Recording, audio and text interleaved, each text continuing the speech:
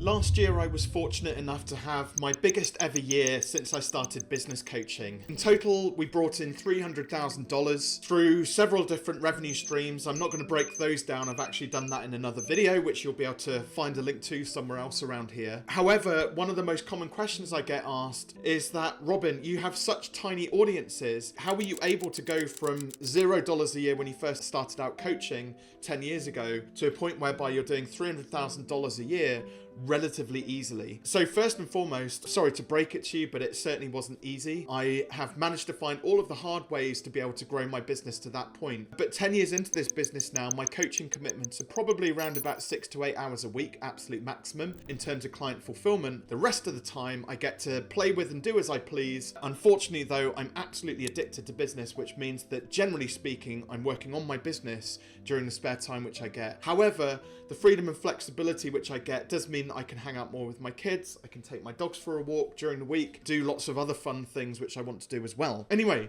you don't want to hear about my story necessarily. What you want to understand is maybe some practical ways that you can grow not just a coaching business, but any business that are basically unconventional. And where I say unconventional, I think the typical way that people believe that they need to grow a business these days is to go straight to social media. Oh, I'm starting a business up. I need to do some marketing. So I'll go and set up the social media accounts and then post on socials 5 times a day. Oh, I've got an established business which we want to grow. Let's go and do some social media posts and things like that. However, I don't want to burst your bubble here, but some people do luck out and do very well on social. However, it is a bit like a lottery win these days in terms of getting posts which go viral. It's very rare for most brands that you're going to get some kind of a viral post unless you've got some young upstart who is really creative and you hire them full time and they can create some viral posts for your video. The ones I see doing that most successfully tend to be what I class as small local businesses, bricks and mortar businesses, cafes and things like that. There are some other brands out there doing it exceptionally well. But again, it's quite a heavy lift. I don't want the hassle of having to employ somebody to do my social necessarily and or do it myself. And just a couple of statistics for you. When I was all in on social media, because I have been there and done that, we were probably spending on average about 30 hours a week between me and my team on posting social media content and all of the other sort of content marketing which we were doing. And it took us 4.5 years to get to 3,000 leads or inquiries within our database. And then a couple of things happened. I guested on a podcast with Ali Abdal, and that one podcast interview that took us 2.5 hours to record produced 3,000 leads for my business. And I just thought, what on earth have we been doing for the last 4.5 years when there are these really fantastic opportunities out there that we hadn't been maximizing? So where did it all begin then? Because I didn't start out, I started out with no audiences 10 years ago.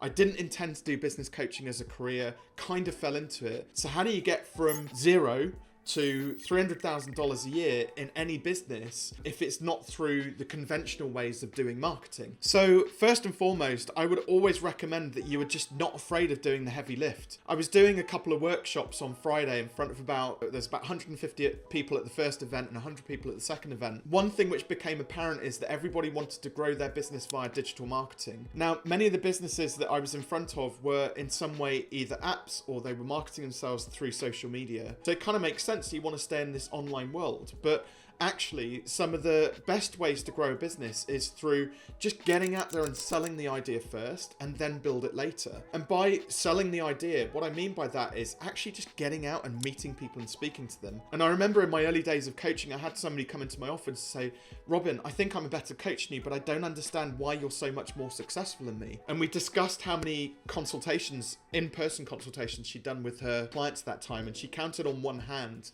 And I was like, oh, well, that's not many for the last week. That's pretty good. And she said, oh, no, not the last week. I've done like 4 or 5 consultations in the past year. In that time, I'd actually sat 125 consultations. I'd guested on 45 podcasts. I'd run about a dozen or so events myself in the local area, marketing my business in front of hundreds, if not thousands of local business owners. I'd also spoken at about 35 different events at other people's networking events. I was doing like the heavy lift of just getting out there and just telling people about what it was that I was doing. And lo and behold, I think that first year I did £89,000, so about $125,000. And I've not done under 100K since. And in actual fact, my second biggest year was COVID. My biggest year was last year, where we did $300,000 in total. So get out there, meet people, hand out flyers, go and stand in the field at an event like entrepreneurship event and talk to people about your business and the amazing work which you're doing. Send out, rather than just sending out social media posts, when you drop into somebody's DMs or WhatsApp, make sure you send them a short video saying, oh, hey, it's Robin here. Listen, thanks so much for your inquiry, or comment on my post. You know, what is it that made you reach out to me? Is there anything else that I can help you with? Oh, by the way, did you realize I've got a book? I would love to send you a copy. So it's all of this manual heavy lift, actually, which garners far more trust with prospective clients than anything else that you would ever do online. And I always quote the stats, you know, a picture paints 1,000 words. Well, a video paints 1,000 pictures. Therefore, you should always turn to the heavy lift, like spend an extra 60 seconds to 2 minutes recording a video. We've got these wonderful devices these days, you know, that we spend thousands of pounds on, which can do really great quality videos and then just drop it straight into somebody's inbox. So why not leverage some of these tools? The other thing which I want you to think about, and there's this fantastic book I'm reading at the moment, which is called Why 10x is Better Than 2x. It's by a fantastic author, a guy called Dan Sullivan. I think he's got about 35 books out there. But he introduces you to this really interesting concept of like, well, let's talk about 2x for a moment. Imagine if you had to do 2x the client fulfillment, if you had to do 2x the sales calls, if you had to do 2x the marketing. So basically double all of the effort and workload you're doing at the moment. Most people would be like, no, I couldn't possibly do that. Because if you could do it, you'd already be doing it for a start. So there'd be nothing to 2x because you're already doing 2x.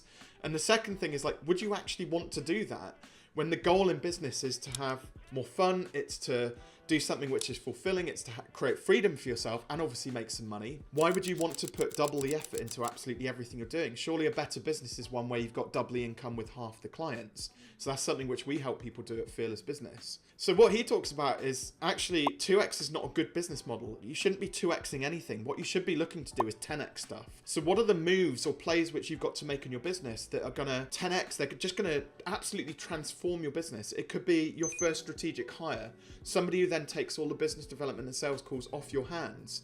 But instead of you squeezing it into tiny amounts of, you know, time that you've got left, they're able to spend their entire week doing those calls. And could that create 5 to 10 times the number of sales opportunities for your business? It could be, rather than focusing on social media and trying to grow your own audience. And I think this is where a lot of people's ego gets in their own way. And like, don't get me wrong, here I am recording a YouTube video for my YouTube channel because I want to get subscribers, but I also want to build relationships with people.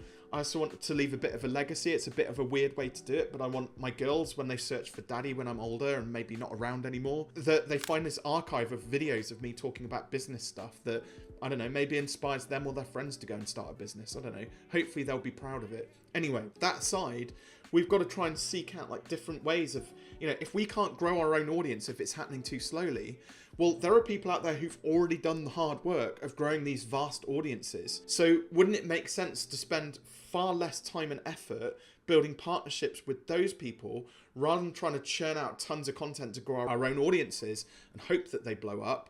Well, go and find a podcaster or a YouTuber or a blogger or an email person, newsletter person who has already got hundreds, if not hundreds of thousands, if not millions of subscribers or followers that you can then tap into their audience. And a lot of people are always like, the imposter comes out. Why would they want to partner with me? Well, you have to remember that these people started somewhere as well. They started somewhere with no people in their audiences. I would hope that most of them would be, you know, they would get it. They would understand that they were there once and therefore they would like to help, you know, lift other people up. Now, I'm not suggesting that you can just drop into their DMs and say, hey, promote me on your YouTube channel. What you probably got to do is build a bit more of a relationship and a rapport with them. So it might be that you've got to get into their world, add some value, show up at their events, various other things like that. But most of the people now that I come into contact with in my entrepreneurial sort of world, they are only 1 or 2 degrees separated from somebody with a far larger audience than them. And so all they've got to do is figure out how they're going to build that partnership, gain their trust, win their trust, and then, you know, you've got to also come at it from the perspective of like, what's in it for them? Why would they want to promote your stuff? Is there anything that you've got of value which you can offer to them? You know, like I said, the guesting on Ali Abdaal's podcast and getting 3,000 leads for my humble little coaching practice was an absolute game changer. So is it any wonder why I'm trying to forge partnerships now with people with large audiences? Because for my little practice, I only need to do maybe one of those every year or every other year. And I've got a really nice, sustainable and profitable business that isn't completely overwhelming. And I set this up to be a lifestyle business. I think that's quite important to say as well. I'm not here to like, if it grows big organically, awesome. I don't mind that. What I don't want to have to do, because I want to spend time with my family and my dogs and things like that, and on myself, and I want to have to like force growth. That's a 2x move where you're having to like put loads of extra effort in, squeezing all of that juice out of the lemon, whereas actually there are far better plays.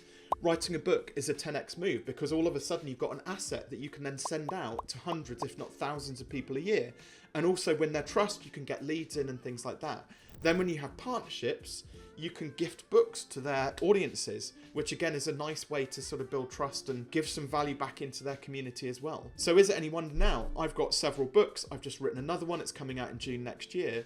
But then I'll be leveraging that book to create opportunities for myself, potentially to speak on the stage or maybe do a podcast tour again and things like that. All of those things open me up to those vast audiences. Also, the final thing which I will say on this as well is like, life is too short. You don't want to be spending your days doing stuff that you just deep down don't enjoy doing. I've gone through creator's block where I've struggled to write content, I've struggled to make videos, I've struggled to record podcast episodes for my own podcast, and in actual fact it's on a hiatus at the moment anyway. And part of that is just down to the fact that sometimes if it feels too much, feels too overwhelming, feels too much like hard work and effort, and if the inputs don't justify the rewards, then you should question whether that is the right strategy or not. I'm fortunate enough now that because I've recognized these shifts that I need to create in my business over the past 2 to 3 years, that I have been able to restructure my days so that I'm doing far less coaching. I have a small amount of time I pay into my partnerships, and then guess what? I get to make videos in my spare time and be creative. I've turned back to writing books because I get to spend time thinking about the content rather than having to rush it, which is what I was doing before. And these are the things which have helped me the most in terms of growing a business from $0 to $100,000, and then in the past 3 years from $100,000 to $300,000 a year in my humble little coaching practice. Now, you don't have to be a coach or a consultant or a freelancer to do this. I think any business owner can benefit from some of the principles which I've outlined in this video. If you want to know a little bit more about it, then do reach out to me. I've got a couple of books which I'm going to make available to you for free. We'll link them in the description below. If you've already got a business and you want to maximize the opportunities, then you probably want to get hold of a signed copy of my book, Take Your Shot. We'll include a link for that. If you're in the process of starting up a business and you want to get to grips with your numbers and understanding partnerships and how to launch your business, you probably want my Fearless Business Blueprint. Again, I'm happy to send you out a copy for free, and we'll include a link to that as well in the description below.